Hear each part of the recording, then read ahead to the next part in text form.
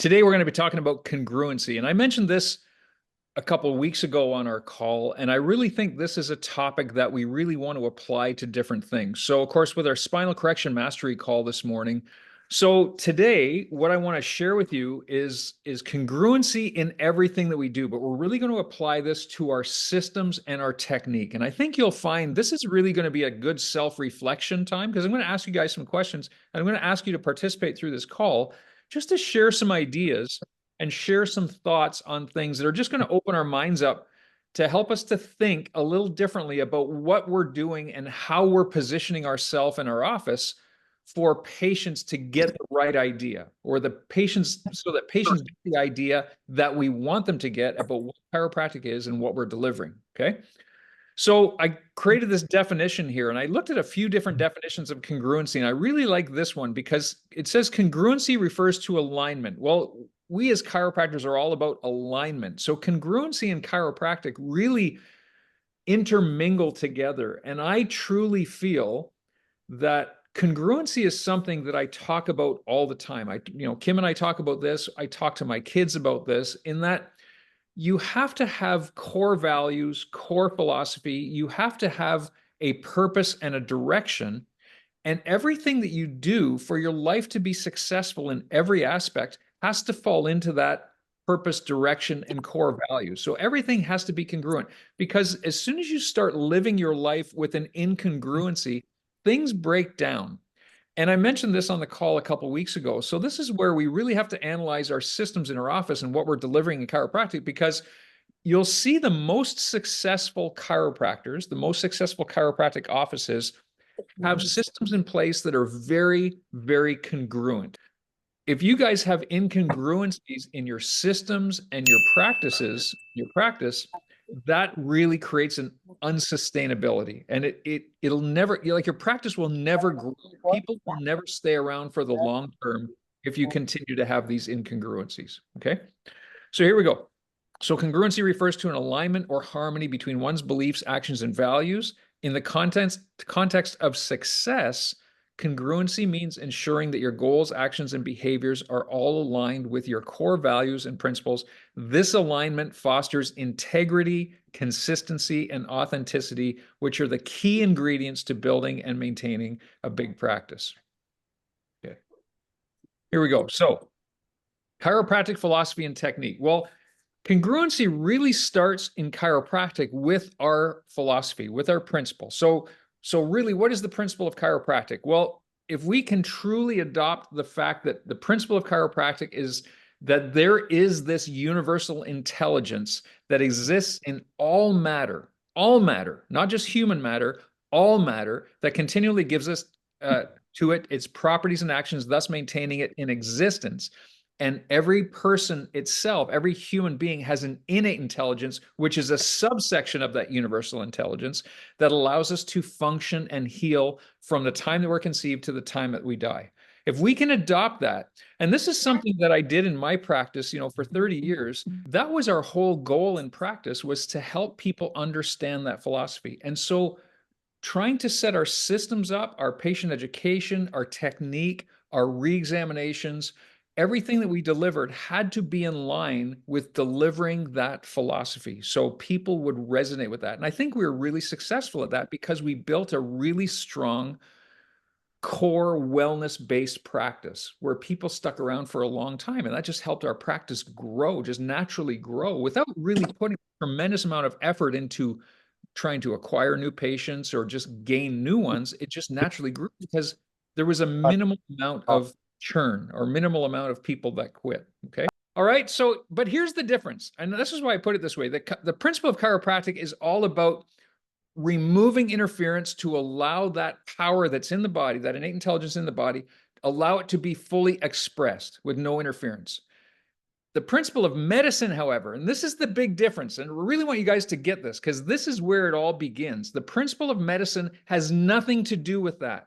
Okay. And the whole principle of our practice, the whole basically bottom line, the foundation of our practice was built on helping people to realize that what we did was opposite of what medicine did. And we actually had a hate for medical philosophy, not a hate for medicine, not a hate for the people that practice medicine. I have some very good friends in the medical field. They're wonderful people. They have a genuine care for people. I understand that. But their philosophy is completely against my thinking. All right. I really want to make that clear. So the principle and the philosophy of medicine was something that we actively came down on. We actively, the use of chronic medications, the people were in line for needless surgeries. So the treatment of symptoms, the treatment of disease is all about principle of medicine. Medicine believes that the body is not strong enough. Medicine has no indication that there is an intelligence in the body that allows it to heal. Medicine is all about saying the body is weak, the body can't take care of itself, and we need to treat symptoms and treat disease with chemicals or with surgery to try to fix it, to try to, so it's very mechanistic. Chiropractic is very vitalistic. So it was the difference in those two philosophies is what built the foundation of our practice. And our technique and our procedures and everything was based all upon that. Okay. And I try to make that very clear in every talk that I did, in every doctor's report.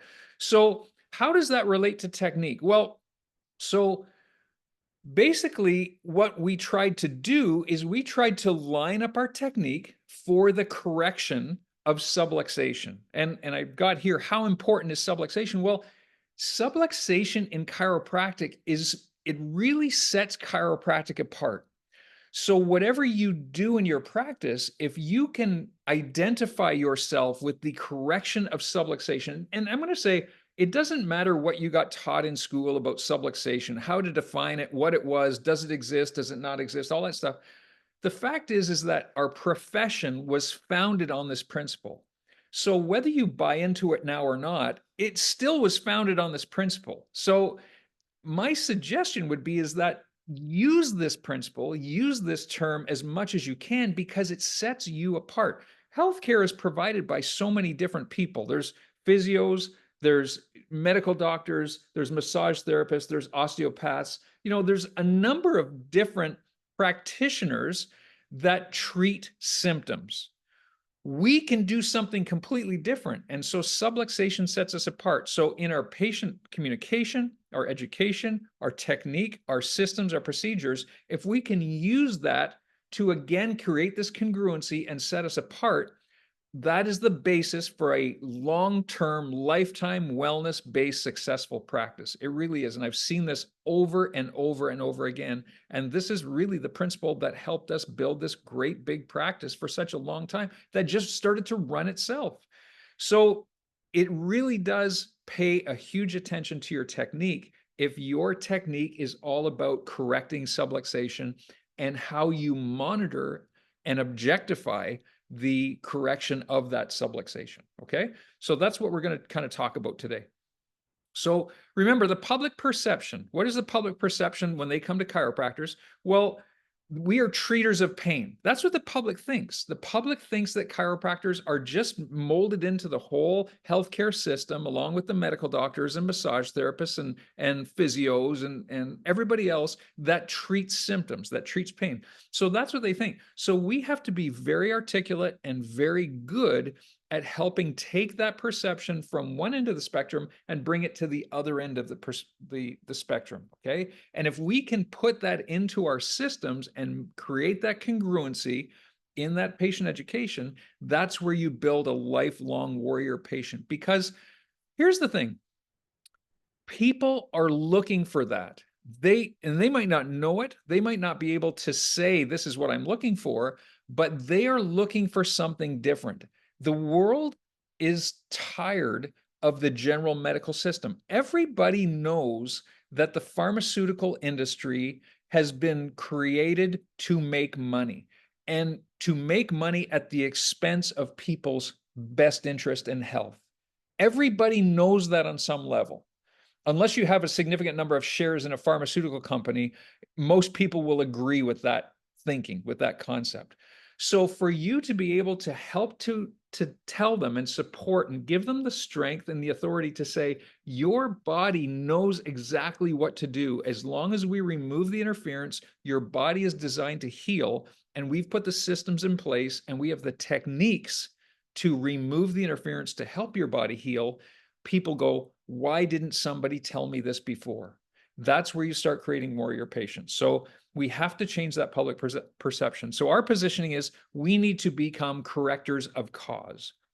If interference in the nervous system is the cause of disease, dis-ease, if the cause of disharmony in the body, which allows the body to break down and succumb to illness, or to break down and create degenerative changes or create some sort of dysfunction, then we need to remove the cause of that dis-ease. Okay, that's really where it comes down to.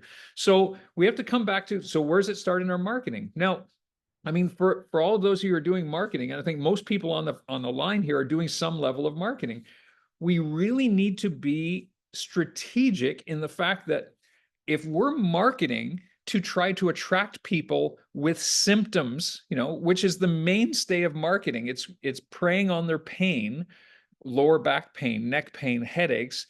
We really then, if that's going to attract them into the office, we need to be very strategic in our education to get them from that thinking into a thinking of we are correctors of cause.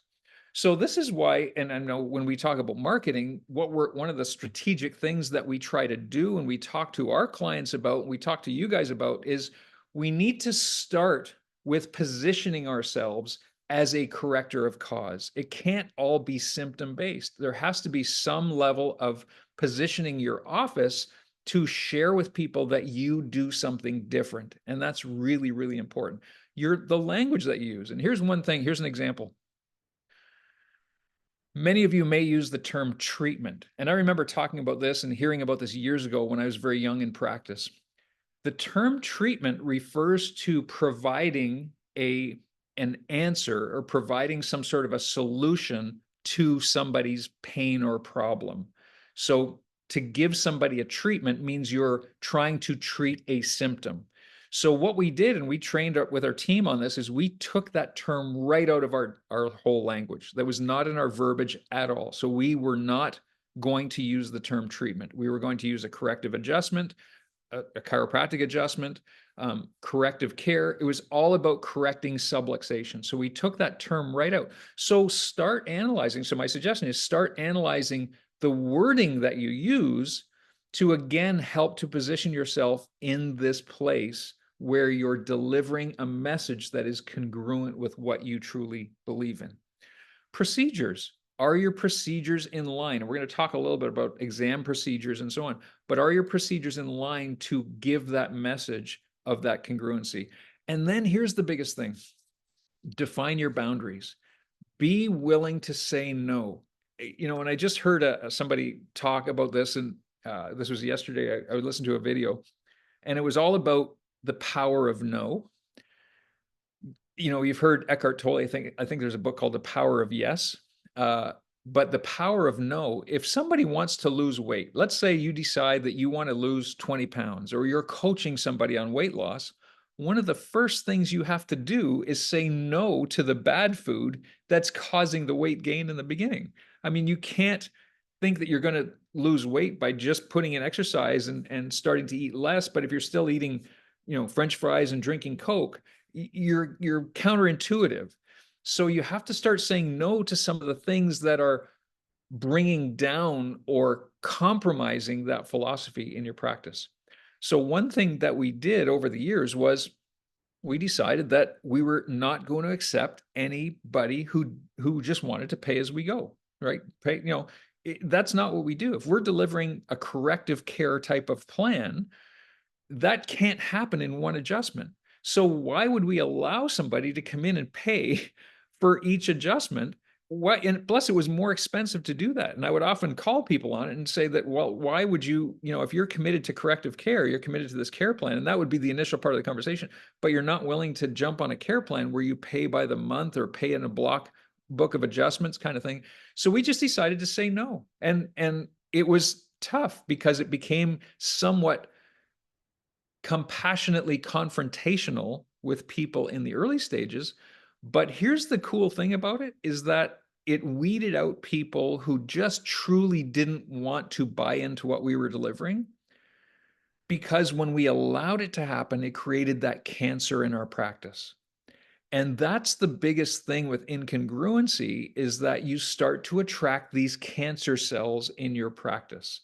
So if you allow your core values to be compromised, you allow these cancer cells in your practice to start to grow. What happens when you accept somebody, on a pay as you go, or you accept somebody against your recommendations? You suggest that they should be coming in 3 days a week for the first 12 weeks or 8 weeks or whatever that is. And they say, well, I can only afford once a week. I want to pay as I go. And you allow that to happen. When they refer somebody, they refer another person who's going to want to do the same thing. So these, again, are things that, even though in the short term, there may be some financial gain, or there may be that extra person, we don't want to say no to them. We don't want to see them walk out the door. But in the long term, it's detrimental. So keeping the congruency is very important to long-term growth. And that's what I mean by defining your boundaries. Okay. Here's a really interesting thing. So when we talk about chiropractic philosophy and technique, which one of these two people would you assume is the doctor? If you're just a person in the public, most people would say, well, the guy on the left wearing the white coat with the stethoscope around his neck is the doctor. So here we are positioning ourselves, and this is what, and I have this conversation with many of our marketing clients, depending on what they're trying to deliver. And this is really interesting thought. And there's no, I'm going to tell you, there's no right or wrong here. This is just thinking, and this is just verbalizing the congruency aspect of things. For us, we were trying to portray ourselves as very opposite of medicine, right? I wanted people to come in and adopt what we were doing from a chiropractic philosophy standpoint, in the fact that correcting subluxation was something that happened over time, and it was something that we did for the rest of our life. And I would tell people, I do it regularly for myself, my wife. All of my kids got adjusted since the day they were born. They get adjusted regularly. They've never had a medication in their lifetime.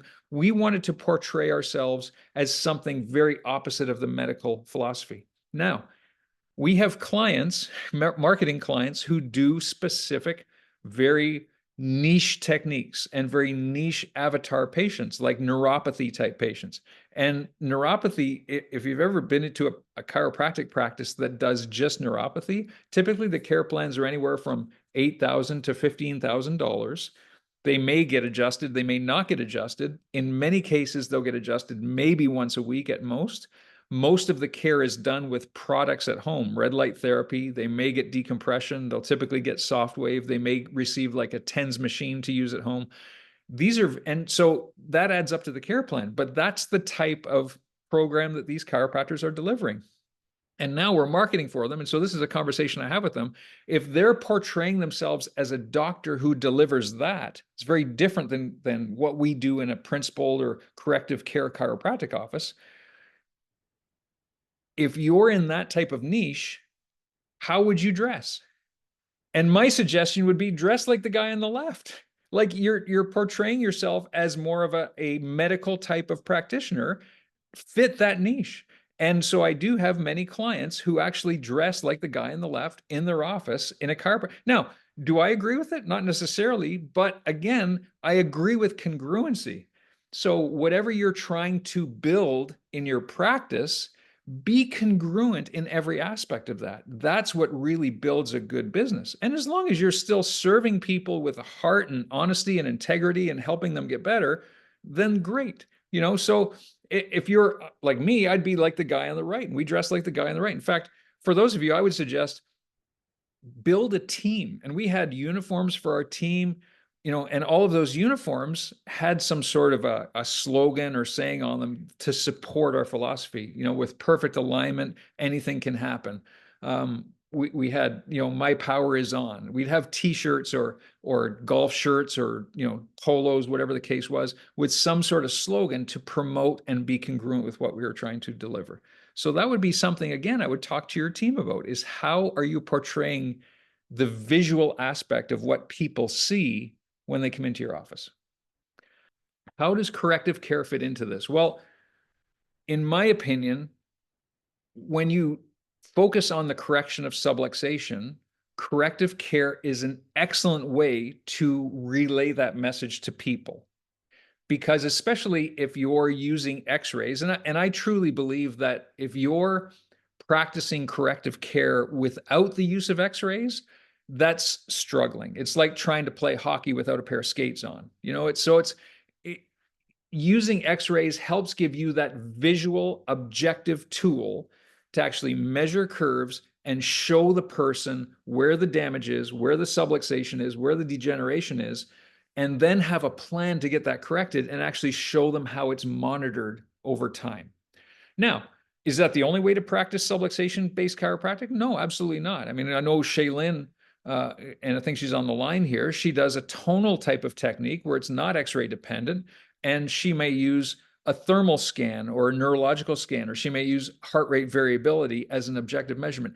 But whatever you do in the correction of subluxation, there has to be some sort of objective measurement, because if your technique is all based on symptom relief, what you've done is you've lowered yourself to a level of therapy. You've become some level of a physiotherapist, because what do physiotherapists do? They show people stretches and do different types of modalities and whatnot, and they base their care on the recovery of symptoms of the patient.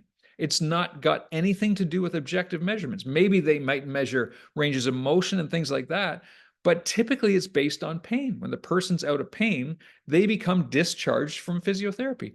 Whereas chiropractic has got nothing to do with that. We have to have a plan and use objective measurements to help the person see that they're getting correction, that we're removing interference without relaying it to the symptomatic presentation.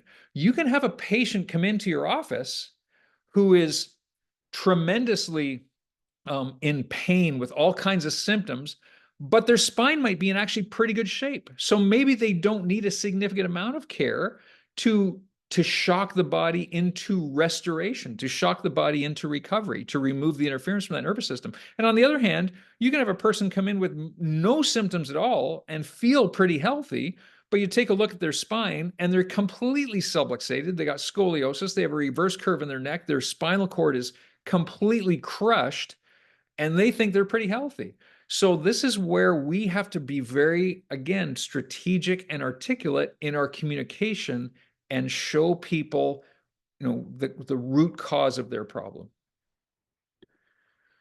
So here's where I want to ask you guys. So this is a challenge that I always had, was as much as you talk about subluxation correction and as much as you talk about removing interference from the spine, and I would even purposely adjust an area that was away from the symptoms. And I would always start day one. If I was going to palpate a patient, I would start, in an area of the spine that was opposite of where their symptomatic presentation. If they had lower back pain, I would start palpating in the upper cervical area, and vice versa. If they came in with headaches, I would start palpating in the lower back, just to prove a point, just specifically to relay a message. Didn't matter whether I started top to bottom or bottom to top, I'd still palpate the same areas, but it was again to relay that message. So what would happen now if somebody came in who was under chiropractic care, or maybe they were a new patient? What would happen, and how do you guys deal with this when they come in with a knee problem or an ankle problem? How do you relay that message, and how much do you stay on that principled aspect of the fact that we're going to correct subluxation in your spine, and that's going to allow your body to have its best chance of recovery for your ankle sprain? How do you relay that? I always talk about how the nervous system controls all healing occurring in the body. And so, yes, we're going to look at your knee, but we're also going to be looking to the root cause of all the healing that's occurring in your body at your nervous system. And so we're going to be checking out your spine today, because that's primarily what we do here. And as we correct that, your knee's going to start to heal better.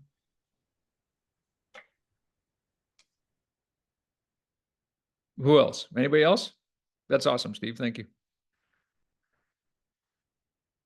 How do you deal with this? Because it happens all the time. You have somebody on a care plan say, oh gosh, I came in, I was playing hockey last night. I fell down. I hurt my hip. I got this real hip pain. It's, whatever the case is, I sprained my ankle. How do you deal with that? How do you deal with that as a chiropractor to show the person that you still care and you're acknowledging their symptoms, but you don't want to compromise what you do. So in other words, I'm going to be honest, I struggled with this a few times because what I would do sometimes is start doing extremity adjusting. And I hated it. I hated doing it because I felt it was an incongruency. It compromised my principles, but I would still do it the odd time, and I tried not to, and I tried to talk the person out of it. So how do you deal with that? I had this conversation with Rosie Main, and this was an idea, and we came up with this idea. And Rosie said that she was again struggling with the same problem. And I made a suggestion to her, and I said, and this is something that we did in our office too, and it was based on some history. It didn't work out the best for us, but I told her this, and it's worked out fantastic for her. And I said, why don't you consider getting some sort of a modality in your office? Not because you want to replace chiropractic care and not because you want to be the one delivering that modality, but now you have the answer to people when they come up with this problem. It'll help you stay more principled so that you can focus on correcting their subluxation. But if somebody comes in with an ankle sprain or a problem, you can set them up on a separate care plan on a shockwave machine. She has a soft wave machine, and it's an extra source of income. Somebody else does it. She has one of her CAs doing it.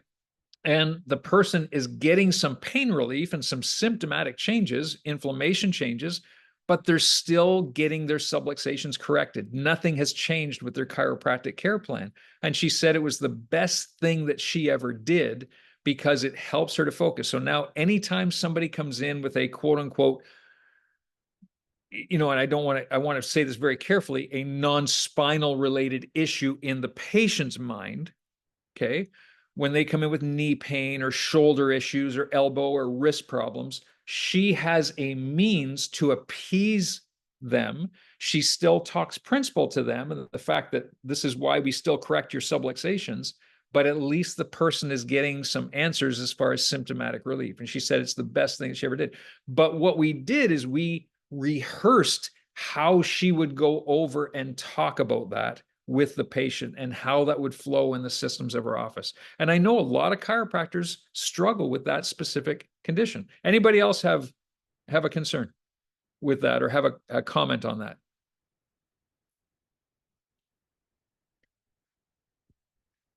Phil, I remember years ago we did, and it was on your recommendation actually. We joined a group called Clinio, which was, and this is actually kind of interesting. They would provide physiotherapists to come into your office. Now, the unique thing about the physios was the physio could come in and assess a patient and recommend a course of physiotherapy for that patient. But the actual physiotherapy procedures could be delivered by a non-physiotherapist.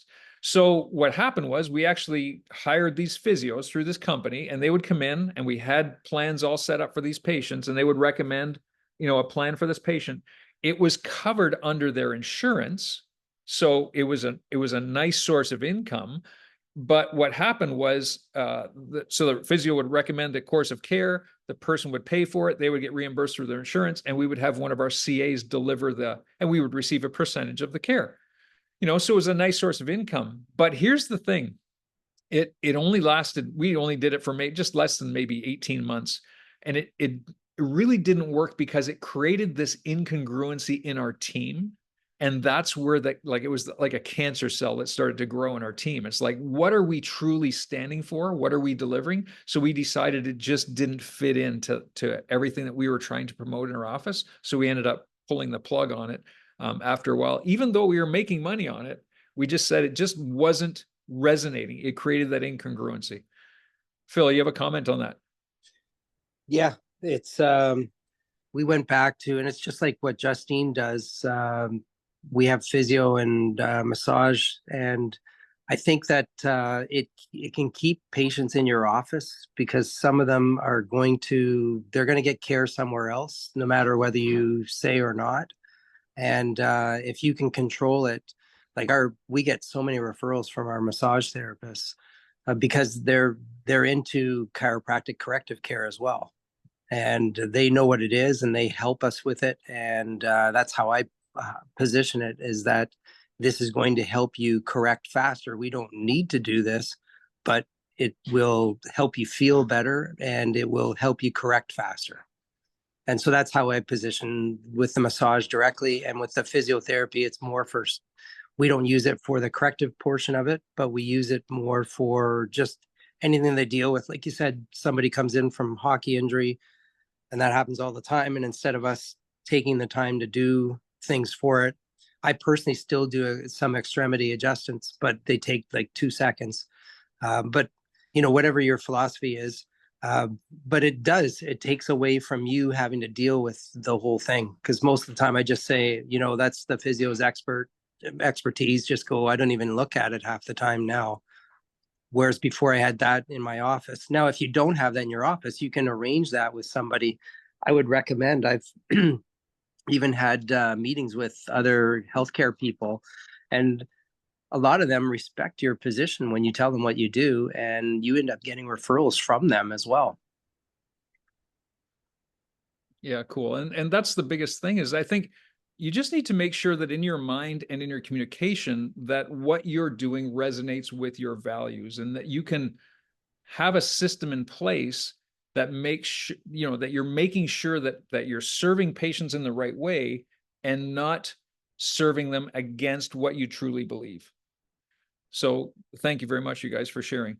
So, so this is really important. And this is why I bring this stuff up, because I want you guys to think about what it is that you're delivering in your office, how you're delivering it and how you're positioning it. And do things line up? Are things in line with what you're thinking? Are you doing things obviously in the best interest of the patient, but are you doing things in the best interest of what you truly believe in your heart in what you're delivering? That's really the key.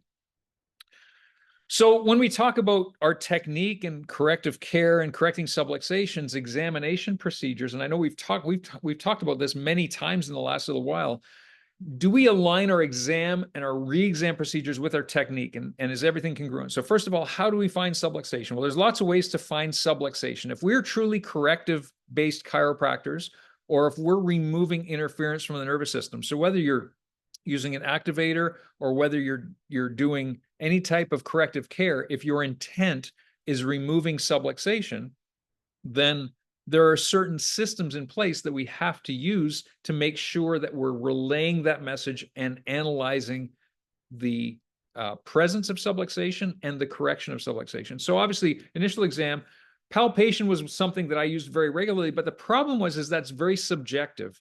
5 different chiropractors could palpate one single patient, and you'd probably have 5 different sets of listings on that patient. I don't know that everybody would be completely consistent with their palpation. So what I said is, we talked about this over the years in our practice, is we wanted to do exam techniques that allowed us to be very objective for a few reasons. It helped the patient understand. It allowed us to have a standard of assessment for all the docs in our office so that we could scale and grow with consistent systems, I should say.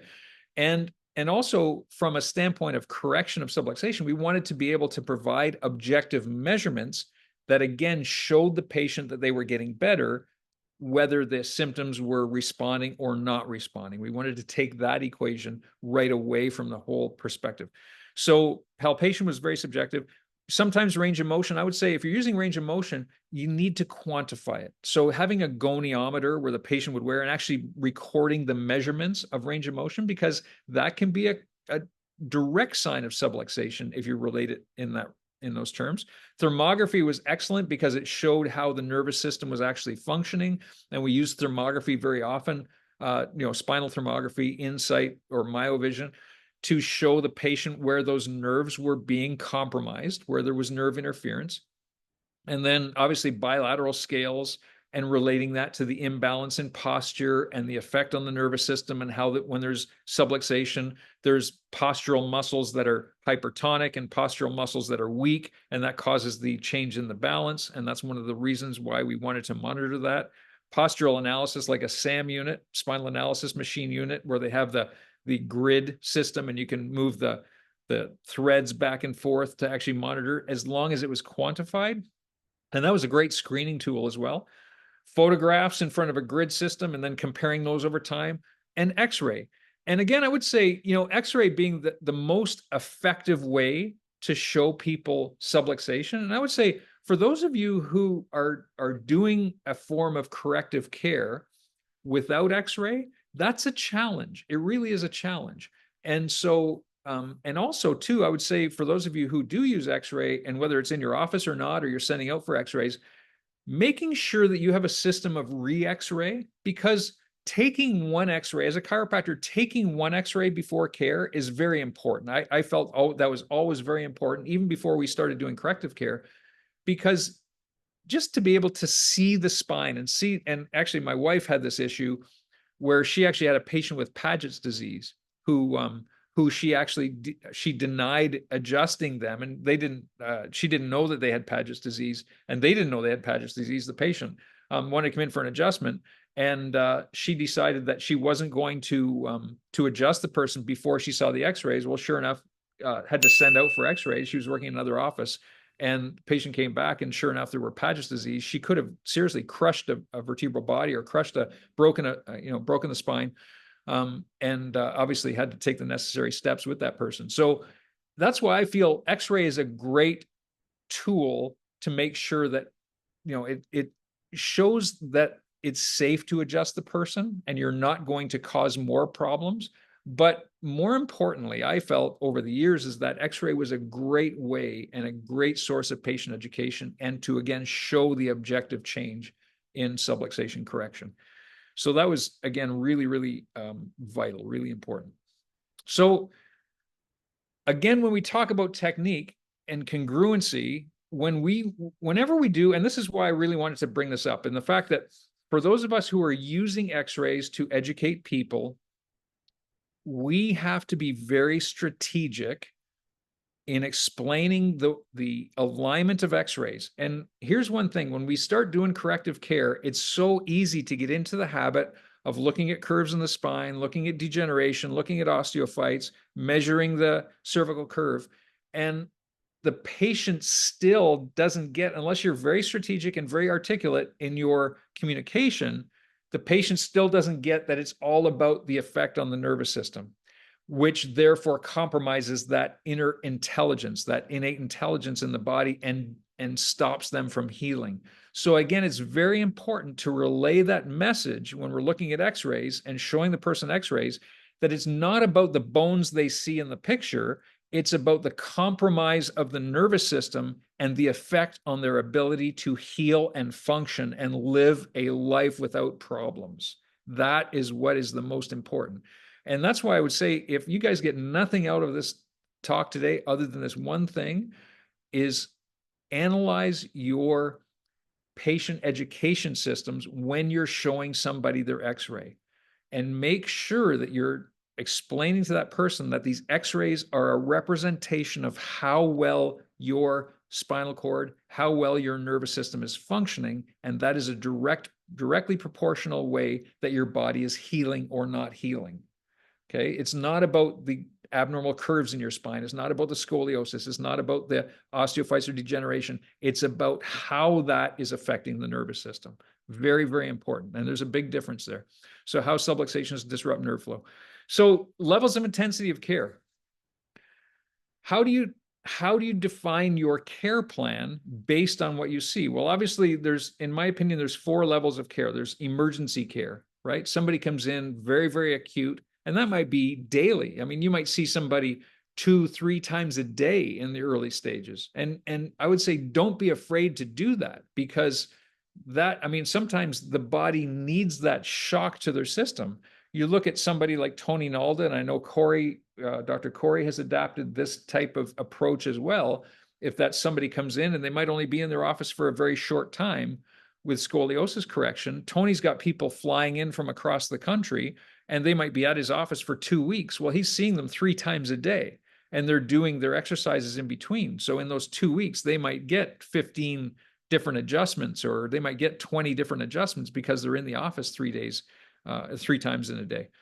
So that's emergency type of care. Corrective care, obviously, we can go down to 3 or 4 times per week with corrective type of care. And many of you will start with a care plan of just corrective care. And here's the thing, is that how do you determine I'm going to ask you guys this question. How do you determine how long a person needs 3 times a week care? How do you determine that?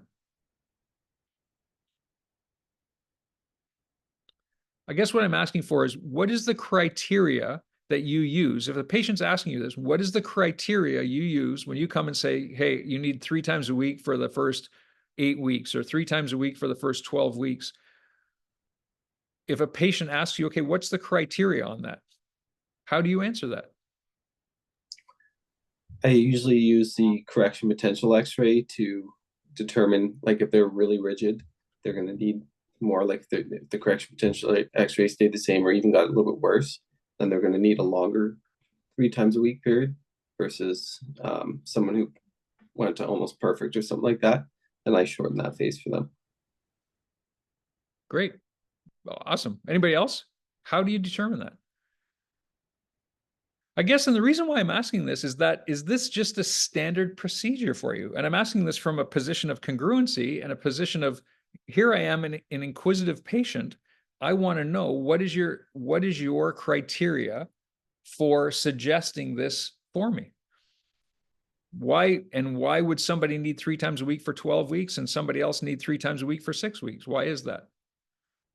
And maybe, listen, maybe it's based on the severity of the subluxation. Maybe it's based on the age of the person. Maybe it's based on the degeneration, or maybe it's based on the length of time of their injury or how long they've been suffering, or maybe have they ever received chiropractic care in the past, or maybe maybe they have, whatever the case is. What do you think, Phil? You got a comment? Yeah, I like the way Steven's doing it, and we've started to just do those types of X-rays for how a person's going to respond with their head weight on or whatever else you're using. The way that I've always done it in the past, though, has been combined with their range of motion and their amount of degeneration, their subluxation degeneration, as to what phase they're in. So I'd always just give more times per week at 3 and times per week at 2 based on how bad that was. And then I would confirm it with their exams on how they were doing. And the odd time, I'll actually call a progress exam ahead of time if I think they're doing better, or I'll tell them at their progress exam if they're not coming along as well as we expected. Then we change the plan based on how they're functioning and how their structure is both. And so I would suggest to you guys, so here's the answer on that one. In my mind, is that I would say, as long as you can objectify everything, and this is the whole purpose of starting with your exam with some sort of objective measurement that you can monitor through the course of care, whether it's cervical curves on x-rays, or whether it's a thermal scan, or whether it's some sort of a posture picture, whatever that is, range of motion measurements, and have those regular scheduled intervals as far as progress exams, re-examinations, where you're monitoring that objective change. At least that gives you some criteria on the need for ongoing care. Is the person responding? And obviously, experience it in practice would give you some sort of leverage to say that, in my experience, in all the years of practice, this is what it's going to take for someone that's got similar types of problems or similar types of patterns as you in their spine, in their x-rays, to respond. And that would be one of the ways that I would explain that. And then obviously move them into stabilization care 2 times a week or once a week. And then what we called, and we tried to use the term, subluxation prevention care, as opposed to maintenance or wellness. I really didn't know what maintenance care was. What are you maintaining? That I always, again, that was language that didn't resonate well with me. So that's why we tried to train our team and tried to use very intentional type of language. So we said, this is subluxation prevention care. So that would obviously create the need for somebody to come in and be checked.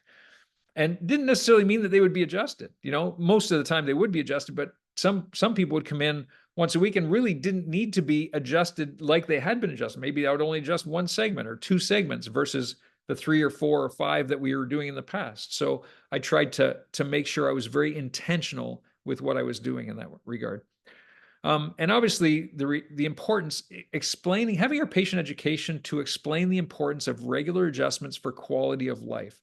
And this is the biggest thing, you guys, is that when we can position ourselves in our office and our patient education systems to show that we are removing interference, correcting subluxation, because that allows the person to fully express that God-given potential that they have within them to have the best quality of life, to fulfill the purpose that they were put here on this earth. And the more that you can explain to people that and help them get that idea, that's what creates a huge wellness-based practice. And that's what creates people who just want to continue to come to see you rather than jump off their plane. Okay. And developing a care plan. So, you know, and you guys listen, we always talk about different types of care plans. For 30 years in practice, we always had year-long care plans. It was always year-long care plans because that's what resonated with. I wanted people to come in for lifetime care. So to offer anything less than a year-long care plan was, in my opinion, incongruent. So what's the objective? I wanted people to obviously get their subluxations corrected and then stay for a subluxation prevention plan for the rest of their life. So we set up our care plans and our education to promote that as well. You know, so how long will it take? How will it be monitored? And what happens for those of you who are doing maybe shorter term care plans, whether it's maybe a 12 visit or 15 visit or 20 or 24 visit, 36 visit, whatever it is, what happens after the care plan is done? And when do you position that to the patient? So I want to ask you guys this. When do you start introducing the idea of long-term lifetime care? When does that happen? I try to drop hints at it even on day 1 and 2, and then I mention it in the DR as well too. So like, for example, when I'm setting up for their first adjustments, if they're like, oh, let's say I'm doing a side posture and I set them up one way and then I switch them to the other side. And they're like, oh, I forgot how to do it. It's like, it's okay. I've been seeing patients have been, coming weekly for 40 years and they still forget how to set up sometimes. And so it just kind of plants the seed of their, people have been coming for 40 years. I think that's awesome. Like, honestly, I think it has to be a daily thing. It has to be part of your regular daily communication. And like, I couldn't imagine going through the rest of my life without getting adjusted on some level. You know, I couldn't imagine my kids not getting adjusted on some level, or my grandchildren now not being adjusted on some level. I think it would honestly, it would be like, it's almost like saying, I don't want my child to receive an education.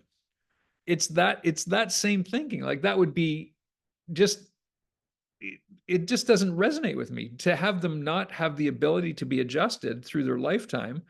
It doesn't make sense because that just limits their full creativity, their full potential. So that was the conversation that we had with people all the time.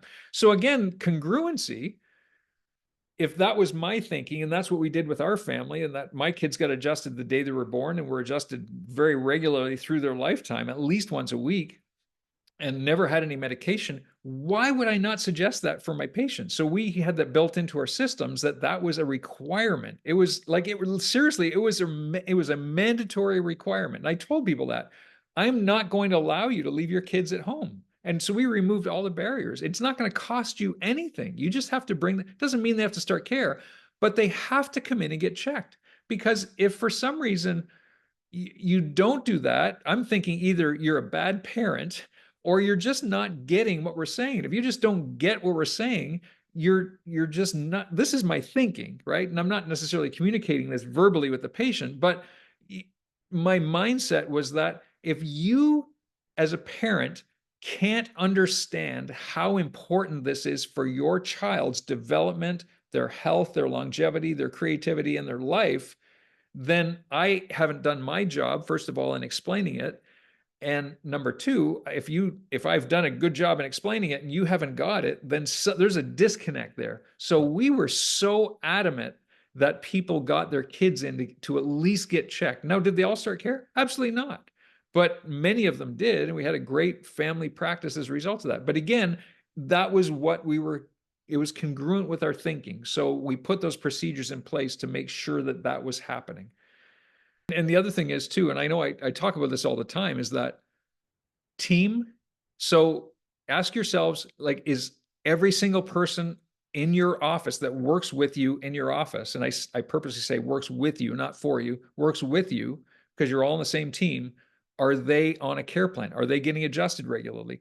Are their immediate family members also getting adjusted? So, you know, it's one thing that all of your team is getting adjusted, but if they don't believe it enough to bring in the most important person in their life, whether it's their spouse or their children or their immediate family, then again, there's a disconnect.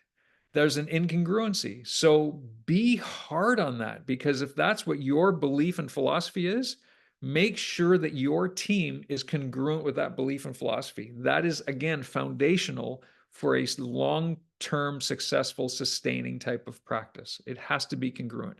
So ask yourself, you know, your kids, your family, your staff's kids, their families, are they all getting adjusted like you would talk to your patients? So very important stuff. Okay. All right. And then, so we move into exercises. So I was just on the phone with Nichelle, and we're obviously working on the website for spinal correction products and getting that all fine-tuned and everything.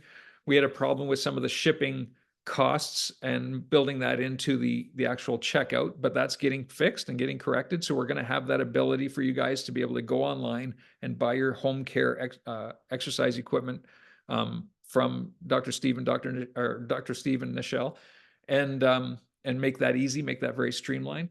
But I would say for everybody on this line, get your patients involved in home care. And I know, because I talked to Nichelle about this, like, who are the offices that are ordering home care? And there's only a very small number of you. So, you know, I can't imagine the fact of not doing it after we did it for so many years, because it does a couple things. First of all, it helps with the correction. It gets the patient engaged in their care. It gives them something to do at home. So when they're more engaged in their care, they're going to be less apt to quit care. Okay. And so you get better correction. They're more engaged. It's an extra source of income for you.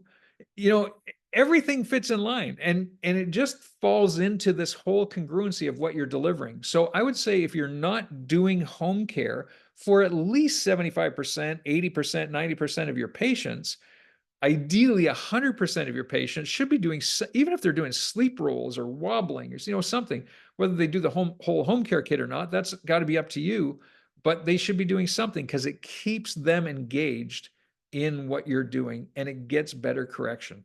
So if you're doing corrective care but not suggesting home care, if you're looking at x-rays and analyzing re-x-rays but they're not doing home care, you're really not fully in. You're dipping your toe in the pool without going for a swim.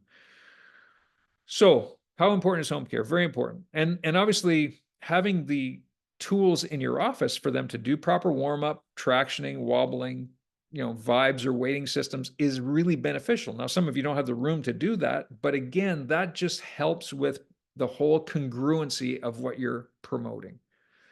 Okay. And the last thing I have here is, obviously, should we accept pay-as-you-go patients? And again, this is a question you have to ask yourself. Is doing that, is it a short-term benefit to just say, okay, I'd rather not tell the patient no and send them home? You know, maybe they'll come in 3, 4, half a dozen times, and, you know, I make a few $100 as a result of that, and they at least get some adjustments. Well, definitely, is there some benefit to that? Of course there is.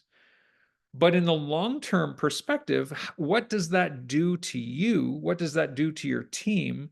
Is that more work for your team that causes this dissension or this tension in your office?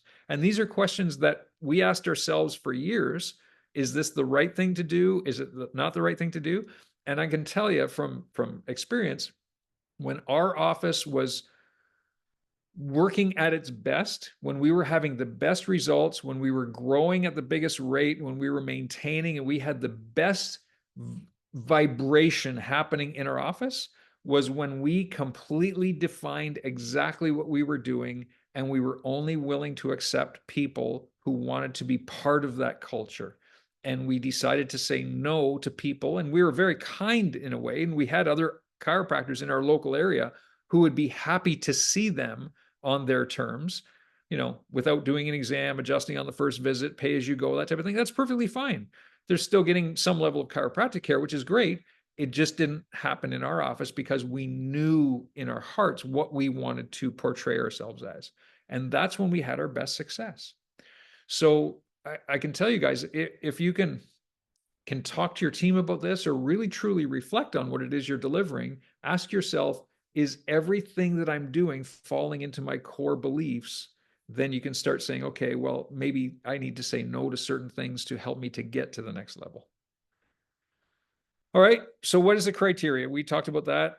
Analysis of spinal x-ray and re-x-ray frequency, obviously. And again, I would say that, for those of you who are using x-rays, don't be afraid to use those x-rays on a frequent level for x-ray analysis to show the person and see for yourself how well their subluxation is being corrected. It's a great way to help people to understand the principle of chiropractic.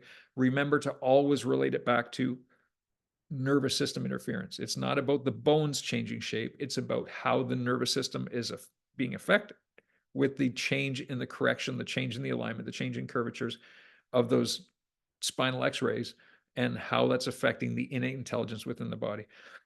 And one thing, when we talked about the subluxation prevention or weekly wellness care or maintenance type of care, I found this study and I wanted to share this with you guys. And there's a QR code on the screen here, and you can scan that. There's a flyer that we made up and we used in our office that we often pass out to people. Why would we suggest weekly wellness care?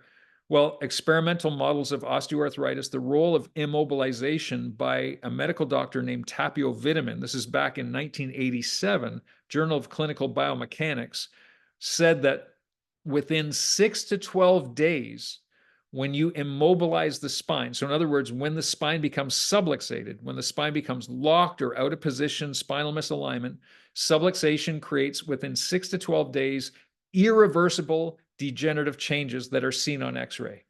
So we actually took that study and shared that with everybody in our office on a regular basis. We had these flyers out all the time. And when somebody said, well, why do I need to come once a week? Or maybe I'd like to come once a month, or maybe I'd like to come once every 2 weeks, I would share that flyer with, and I would say, this is why I get adjusted once a week, because I don't want my spine degenerating. I want to get checked before those subluxations have a chance to cause degeneration. This is why you should come once a week. It was a beautiful practice building tool, and it helped people to understand the importance of regular care. So it was a great flyer. So I would suggest scan the QR code, print the flyer off. You can edit it however you want to, but all the information is on there.